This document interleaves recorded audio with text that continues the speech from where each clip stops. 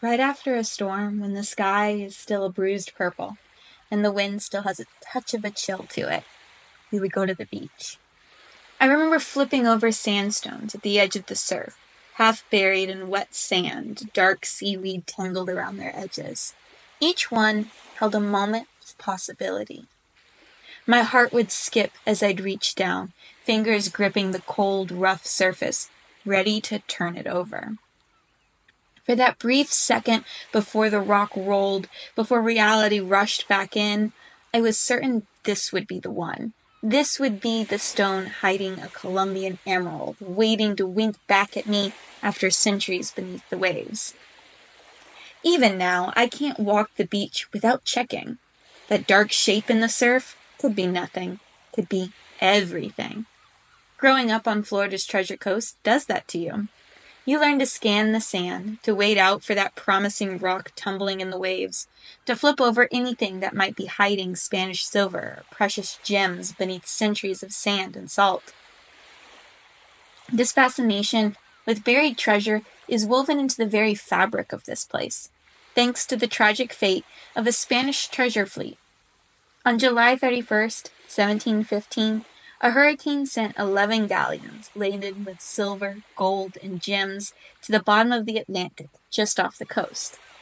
Today, artifacts from this maritime disaster still wash ashore, fueling the dreams of beachcombers and treasure hunters alike. But there's one ship from that fabled fleet that has never been found, the San Miguel. Carrying a fortune in silver and the riches of the Tierra Firma region, this elusive galleon vanished, leaving behind a mystery that has endured for over 3 centuries.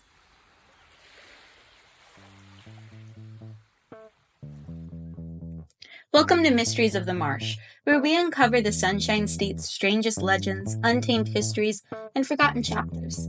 I'm Samantha, an 8th-generation Floridian with a passion for unraveling the tales that time almost forgot. And I have to admit, I may have just a touch of gold fever. For over 3 centuries, the fate of these vessels has been a puzzle for historians and treasure hunters alike. While some wrecks have been found, there's more that haven't, and the fractured pieces on the sea floor don't always tell a clear story. Perhaps one of the most enigmatic missing ships is the San Miguel. What makes the San Miguel so captivating isn't just the billions in treasure it likely carried, though that certainly fuels the obsession. It's the perfect storm of historical intrigue. Eyewitness reports of a crippled ship with a broken mast limping northward, gold coins washing ashore on beaches hundreds of miles from the known wreck sites, and the tantalizing possibility that the vessel carried the Queen of Spain's dowry jewels among its precious cargo.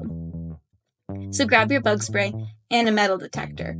We're about to dive into the legend of the missing San Miguel, the hunt for its fabled riches, and how these sunken treasures have shaped Florida's coastline and collective imagination for generations.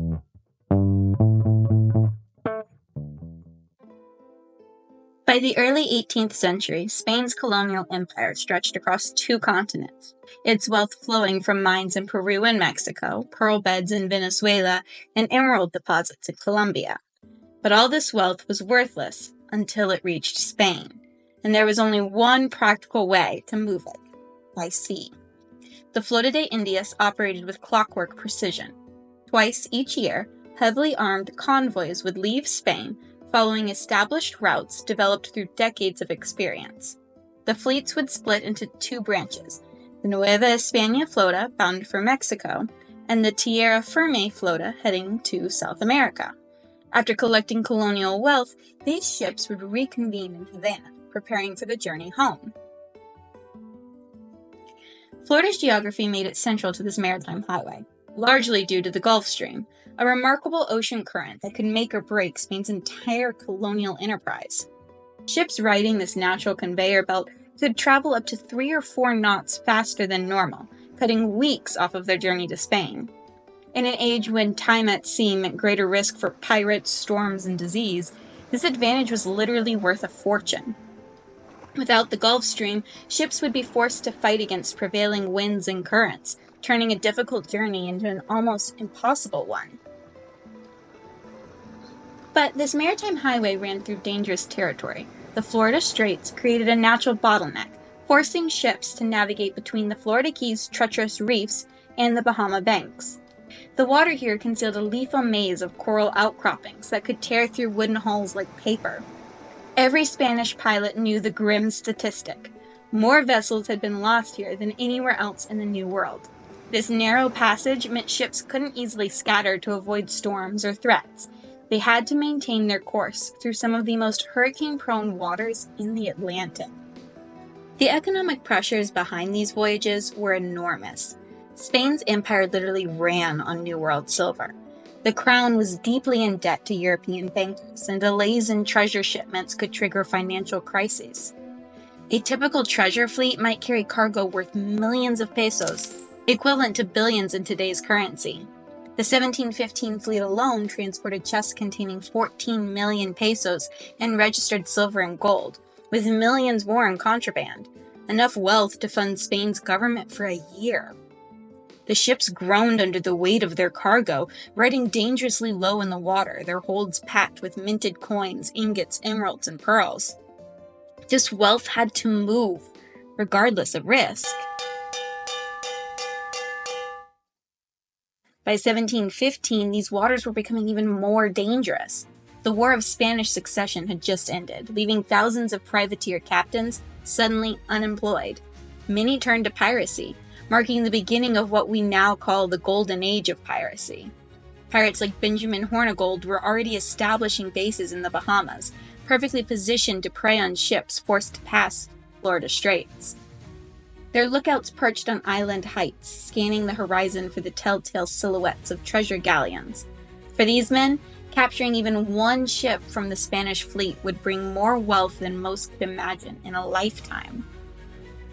Spanish authorities weren't blind to these dangers. They built fortifications like St. Augustine to protect their trade routes. The oldest European settlement in Florida existed largely to safeguard Spain's maritime treasure pipeline. They developed detailed sailing instructions and charts marking safe passages through the reefs. Pilots learned to read watercolors indicating depth changes and to recognize weather patterns that might signal approaching storms. The fleet system itself was designed to make ships harder targets. Heavily armed convoys were much riskier to attack than single merchant vessels.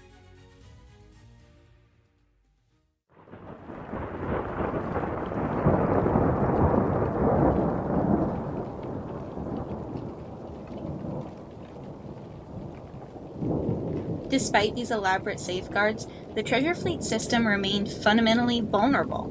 The same warm waters that created the beneficial Gulf Stream also generated hurricanes of terrifying power. The shallow reefs that helped protect Florida's coast from pirates could just as easily destroy Spanish galleons, leaving so many wrecks that the coastline earned its modern name, the Treasure Coast. And the narrow shipping lanes that made defense easier also meant that when disasters struck, they often proved catastrophic, with ships piling up on the same lethal reefs, driven by the same merciless winds.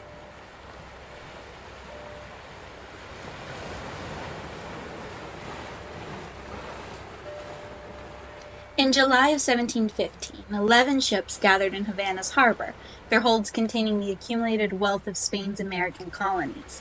The fleet was a mix of vessel types, each built for specific roles. This wasn't just any convoy, it represented the first major treasure shipment after years of delay caused by the War of Spanish Succession. The pressure to deliver was enormous. The fleet consisted of two main squadrons. The squadron of Tierra Firme was under the command of Capitán de Mar y Guerra Don Antonio de Echeves y Zubiza, and consisted of 6 vessels that had served the South American trade routes out of Cartagena. The New Spain flota, with 5 ships, was commanded by General Don Juan Esteban de Ubeda, serving the trade routes of Mexico and the Manila galleons. At its heart were the heavily armed galleons, floating fortresses designed to intimidate and defend. The Capitana served as flagship, while the Almiranta acted as rear guard. These massive ships were high-sided and broad-beamed, built to carry heavy cargo and withstand battle. Among the fleet was a different kind of vessel, the San Miguel, a register ship of the Tierra Firme squadron. Unlike the lumbering galleons, the San Miguel was built for speed and maneuverability.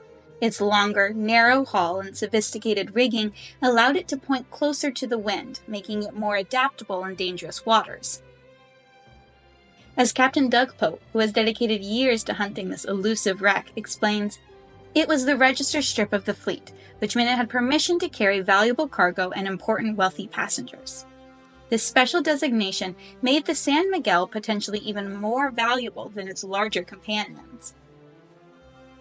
The 11-ship fleet also included a Spanish vessel, El Grifon, under the command of Captain Antoine Dayard, who had been in Veracruz on an official mission to collect money due to the French crown, but was compelled to sail with the Spanish fleet. This forced arrangement would later prove significant in unexpected ways. From official records, we know the fleet carried an estimated 14 million pesos worth of treasure. The Capitana and Almiranta held the bulk of registered royal wealth: silver from the mines of Potosi and Zacatecas, gold from Mexico, and emeralds from Colombia's Muzo mines. But these official manifests told only part of the story. Merchants and officials often transported additional treasure to avoid Spain's heavy taxes, meaning the true value of the cargo might have been double what appeared in records. The San Miguel's cargo remains particularly mysterious. Historical records suggest it may have been carrying important private treasures. Historians have found that the San Miguel's official manifest listed almost no cargo of royal gold or silver, yet it was authorized to carry private treasure and noble passengers' goods.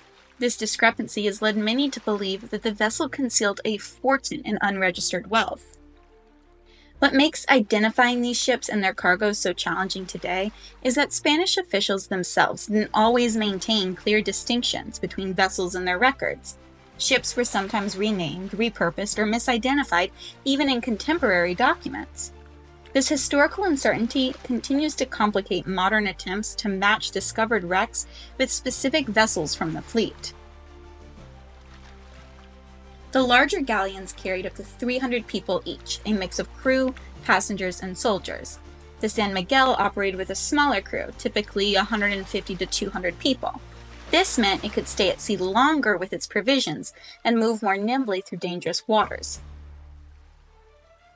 The fleet relied on an intricate system of flags and cannon signals to coordinate their movements. Every aspect of the journey had to be carefully orchestrated, from maintaining formation to responding to threats. As the fleet departed Havana on July 24th, the San Miguel's superior speed and handling would soon become significant. At approximately 28 degrees latitude, it separated from the convoy.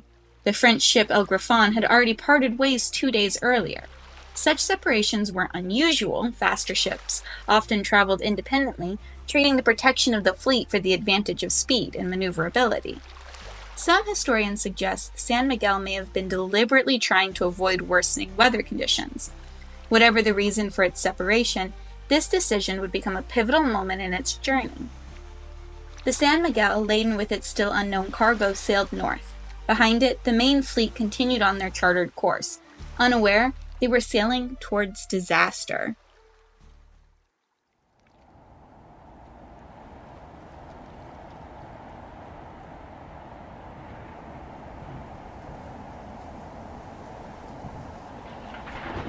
The hurricane that struck the 1715 fleet was likely a Category 4, with sustained winds between 130 to 156 miles per hour.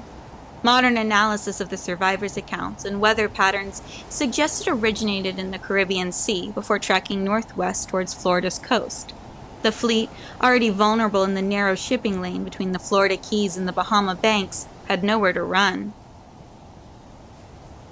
The morning of July 31st, 1715, began with ominous signs. Sailors noted the falling barometer, the strange copper hue in the sky, and the increasingly choppy seas. By afternoon, these warning signs had transformed into the sailors' worst nightmare, a full-blown hurricane bearing down on the vulnerable fleet. Captain Nicholas de Inda would later describe the storm in chilling detail. The hurricane struck when they were in 28 degrees latitude, so fiercely that, having lasted into the next day, the greater part of the sails and masts were lost. His testimony captures the moment when nature overwhelmed even the most experienced sailors of Spain's colonial fleet. As the tempest intensified, another survivor documented the fleet's final moments. Finally, the winds reached hurricane proportions. We all grounded upon the coast. Most of the ships were divided into sections upon grounding. The matter-of-fact language belies the terror of that night. Wooden vessels shattering against the reefs, seamen clinging to anything that floated, and millions in treasure scattering across the ocean floor.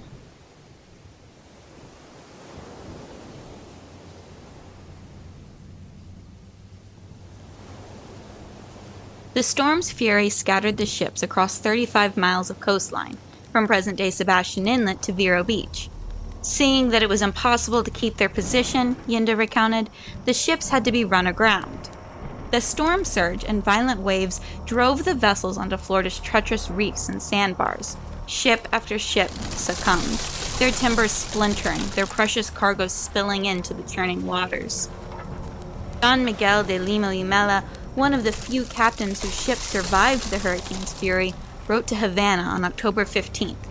All of the ships, with the exception of mine, broke to pieces. His vessel would be the only one to remain somewhat intact amid the catastrophic destruction that unfolded that night. Yenda and 18 men managed to survive in a launch from the Capitana, but they were among the lucky few. Reports sent from Lima to the Viceroy of Mexico paint a grimmer picture. Fragments of a large ship came ashore 15 leagues to the leeward of this port, and because there are so many reefs outside of this portion of the coast, we fear that there were no survivors from that wreck. As dawn broke on July 31st, the extent of the disaster became clear. The storm had claimed approximately 1,000 lives, including around 200 each from the Capitana and Almiranta.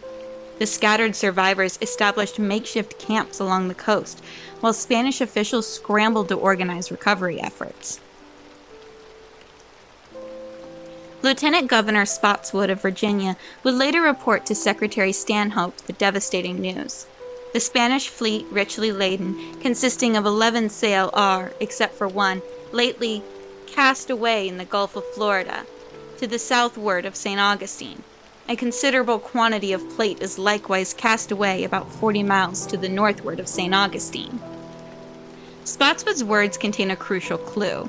The fleet consisted of 11 vessels, yet only 10 were confirmed wrecked along the central Treasure Coast. The "except for one" reference points directly to the San Miguel. Spanish officials quickly confirmed that the San Miguel was missing entirely. Having separated from the fleet before the hurricane struck, its fate became an immediate mystery. The acting governor of Havana, Campo de Lima, noted in his October communique that debris found far to the north might belong to either the San Miguel or the French prize, but no survivors emerged to confirm the ship's final moments. Spanish archivists would eventually record the San Miguel's fate with a haunting 3-word epitaph: Le traigo el mar. The sea swallowed it.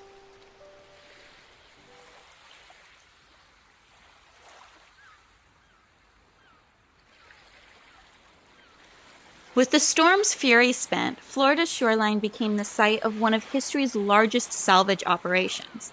Spanish officials moved quickly to recover their lost wealth, establishing salvage camps along miles of coast.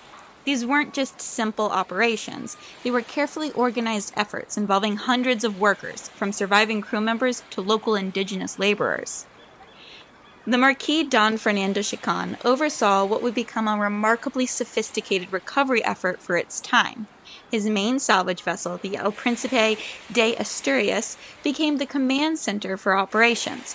Captain de Inda, having survived the destruction of his own vessel, now led teams of divers and salvagers.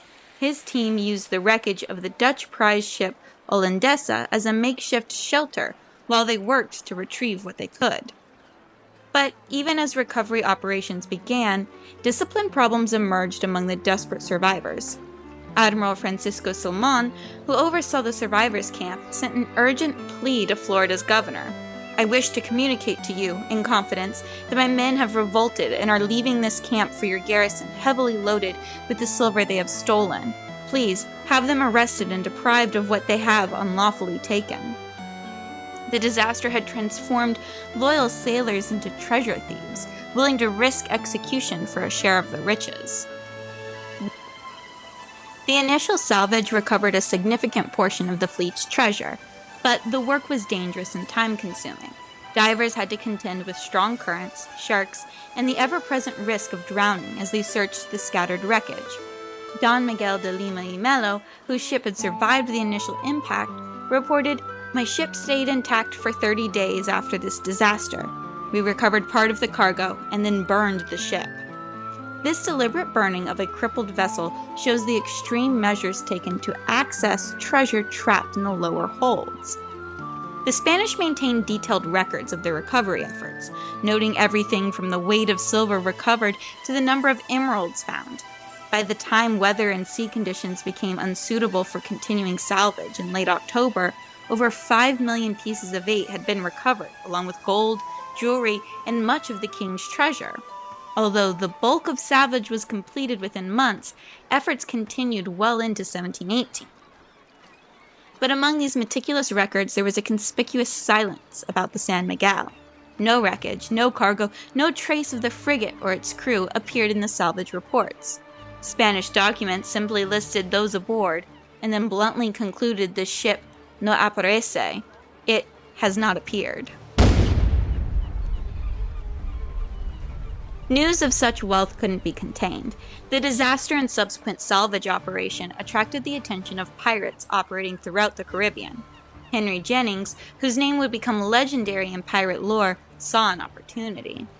In January 1716, Jennings arrived at the Spanish salvage camp at Palma de Ace with 2 well-armed sloops, the 40-ton Barshiba and John Will's 35-ton Eagle. Both had been commissioned by the governor of Jamaica. In a bold raid, Jennings and his crew detained the Spanish defenders without casualties while looting the camp. They made off with some 120,000 pieces of eight, other valuables, and several bronze and iron cannons. This pirate raid further complicated the search for the San Miguel. With Spain's salvage operations constantly under threat, resources had to be diverted to protecting the recovery camps rather than expanding the search north to investigate reports of wreckage near St. Augustine that might have belonged to the missing vessel. The Spanish would continue their salvage efforts for years, but the combination of pirate raids, tropical storms, and shifting sands meant that much of the fleet's cargo remained lost. Even as salvage crews mapped the locations of known wrecks and methodically worked to recover their treasures, the fate of the San Miguel remained a mystery.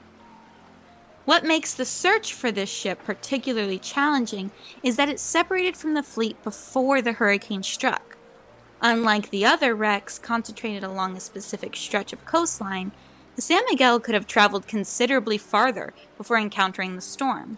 Without eyewitnesses to point the way, a wreck just 100 miles from the main disaster might as well have been on the other side of the world. As Spanish power in the region waned in the decades that followed, the wrecks were gradually forgotten, their locations obscured by time and tide. The San Miguel, already a ghost ship in Spanish records, faded entirely from memory, its treasures waiting to be rediscovered centuries later. The modern rediscovery of the 1715 fleet began in 1949, when Kip Wagner found a piece of eight in the sand near Sebastian Inlet. But Florida's relationship with Spanish gold stretches back centuries, interwoven with the state's very identity. As early as the 1840s, soldiers stationed at the remote Fort Pierce during the Seminole Wars sought diversion by combing beaches for gold coins. Lieutenant William T. Sherman, who would later gain fame in the Civil War, wrote of his men's fascination with shipwreck stories. Local records tell of soldiers finding Spanish coins after storms, with one tragic account describing how several men drowned in October 1841 while attempting to salvage treasure offshore. Over time, stories emerged of misfortunes befalling those who disturbed these shipwrecks. While modern salvagers tend to dismiss such tales as colorful folklore, the dangers of offshore salvage work are very real. The unpredictable ocean environment, diving hazards, and high-stakes nature of the work have certainly claimed lives throughout history, perhaps contributing to the notion of a curse.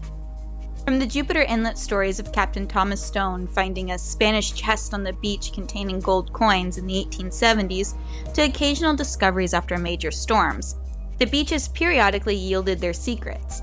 These weren't just chance encounters with history, but glimpses into one of the most significant maritime disasters of the colonial era. The modern, organized approach to locating these wrecks took shape when Wagner's casual beachcombing evolved into methodical exploration.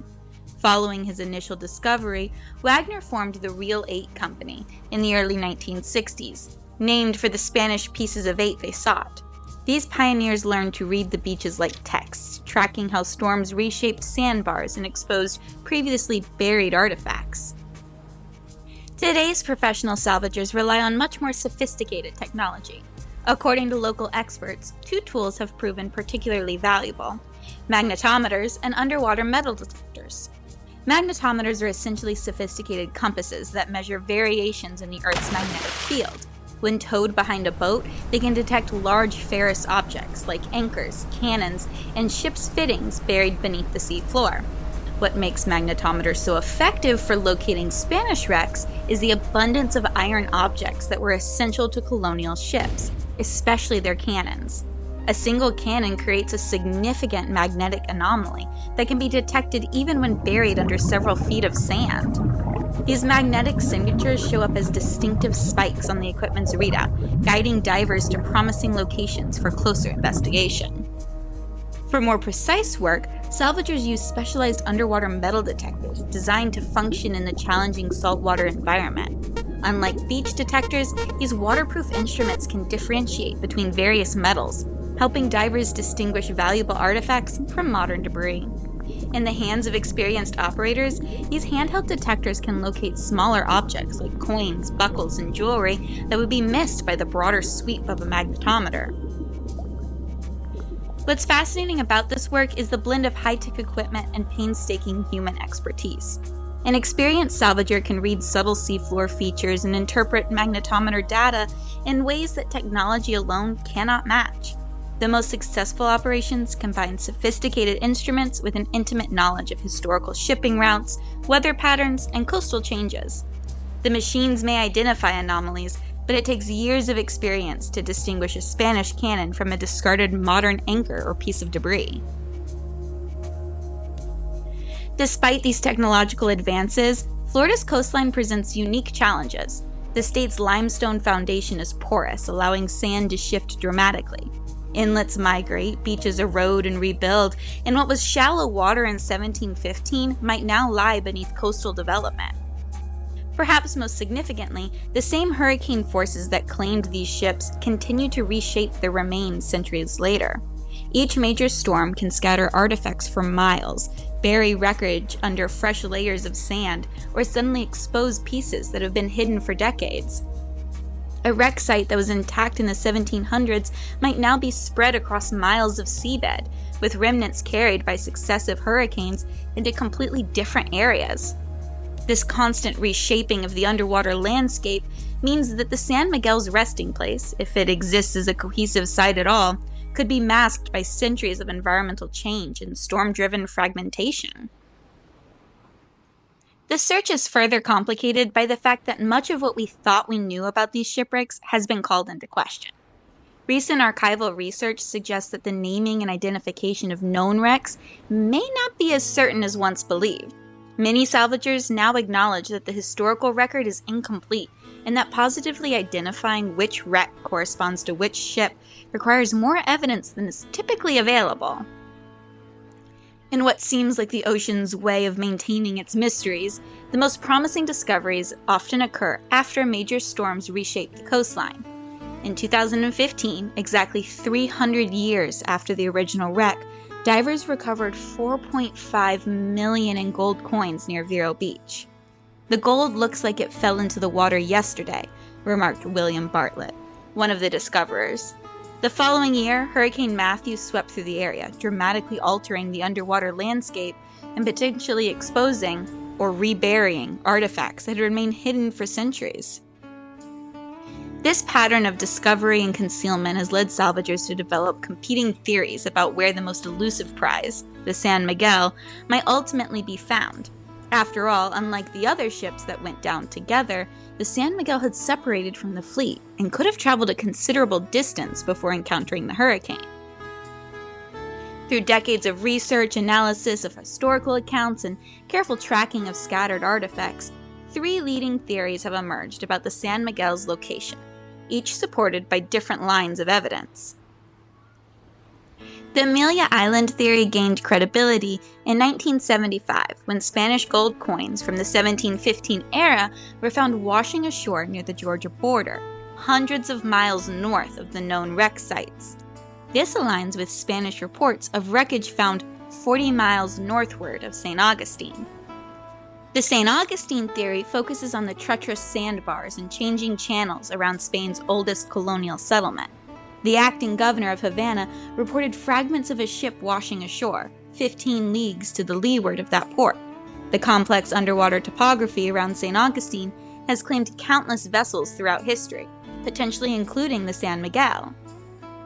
The deepwater theory suggests the damaged galleon may have been caught in the powerful Gulf Stream, which runs like a river within the Atlantic just off Florida's coast. If the San Miguel drifted into this current, while crippled, it could have been carried miles offshore before sinking in waters too deep for conventional salvage technology to reach. Each hurricane season brings renewed anticipation to Florida's coastal communities.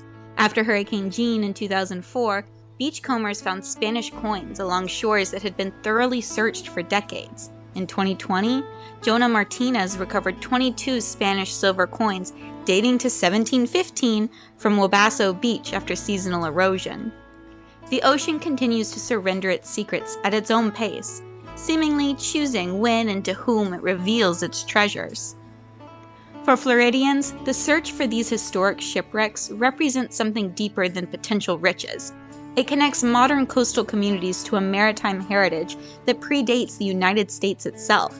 From Sebastian to Jacksonville, beachfront museums display maps and artifacts, while locals pass down stories of ancestors who claim to have found Spanish coins after particularly violent storms.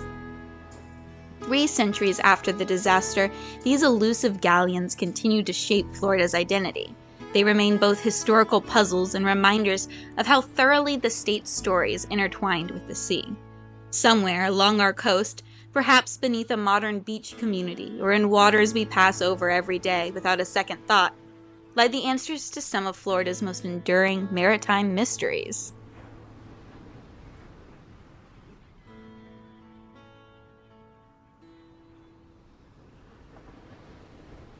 The 1715 fleet fundamentally shaped the identity of Florida's Treasure Coast. More than 3 centuries later, its influence runs deeper than the gold and silver scattered across our shores. These vessels, in their conspicuous absence, have perhaps left the most profound mark of all, ghostly reminders of how much still remains undiscovered beneath our waters. The search for these historic ships continues to evolve, shaped by changing technologies, perspectives, and circumstances. What hasn't changed is the passion that drives people to look toward the horizon after storms, wondering what mysteries might wash ashore. Perhaps what makes these wrecks so compelling isn't just their material value, but how they connect us to a specific moment in time, when the fate of empires hinged on ocean currents and weather patterns. Each artifact recovered is more than an object, it's a tangible link to the sailors who lived and died on these waters, to the economic systems that shaped colonial America, and to the natural forces that still govern our coastline today. In many ways, the story of these shipwrecks mirrors Florida itself. Constantly changing, shaped by powerful forces, yet somehow maintaining continuity across generations. The context may shift, but the fundamental human fascination with discovery remains. I still remember those childhood dreams of emeralds winking back at me from beneath wet sandstones. That sense of possibility never fades here. On these same beaches where Spanish salvors once camped in desperation, children still flip over rocks after storms, imagining treasure underneath. Professional archaeologists document sites offshore, while locals walk the tide line at dawn, each connected by that same golden thread of possibility. Ask anyone what keeps them searching the beaches after storms, and they'll tell you about their first find: a single coin, a shard of pottery, even a piece of ship's timber. Everyone dreams of finding that remarkable connection to history. But there's something more profound about being the first person in centuries to hold a piece of the past in your hands. This connection drives Florida's enduring fascination with the fleet's missing vessels, elusive ships that continue to capture our imagination after centuries. The San Miguel might be out there still, under sand and sea, waiting for someone to find it.